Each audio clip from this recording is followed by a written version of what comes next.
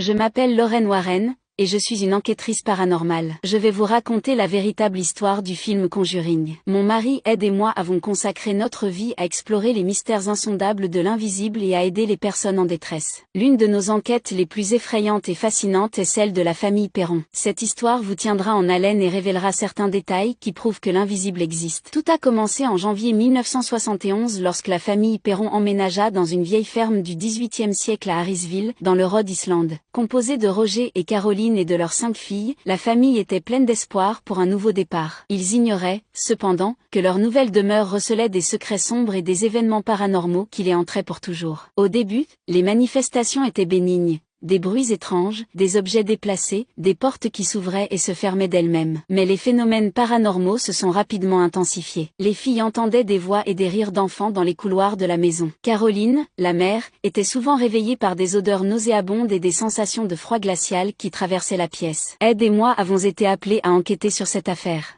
Dès notre arrivée, j'ai immédiatement ressenti la présence d'entités malveillantes. Les esprits qui hantaient les lieux étaient anciens et en colère, victimes de tragédies survenues dans cette ferme au cours des siècles. L'un d'eux, Bathsheba, était particulièrement sinistre. Cette femme aurait vécu au XIXe siècle et aurait été accusée de sorcellerie. Nous avons commencé notre enquête en interrogeant les membres de la famille Perron. Les filles nous ont raconté des histoires effrayantes de leur rencontre avec des esprits, notamment celle d'un homme qui se tenait au pied de leur lit, les observant. Les phénomènes paranormaux étaient devenus si intenses que la famille avait peur de dormir la nuit. Au fil de notre enquête, nous avons découvert que la maison avait été construite sur un ancien terrain funéraire. Nous avons également appris que Bathsheba avait été accusée de sorcellerie et qu'elle s'était pendue à un arbre près de la maison. Nous avons été témoins d'un événement terrifiant. Caroline, possédée par Bathsheba, s'est mise à parler avec une voix démoniaque et a menacé de tuer sa propre famille. Nous avons immédiatement décidé d'organiser un exorcisme pour libérer Caroline et la maison de cette emprise maléfique. L'exorcisme a commencé dans le salon, Ed a récité les prières et les incantations nécessaires, tandis que je concentrais mes pouvoirs psychiques pour repousser les forces maléfiques qui s'abattaient sur nous. La maison tremblait, des objets volaient à travers la pièce et des voix démoniaques résonnaient dans les murs au plus fort de la bataille. Caroline,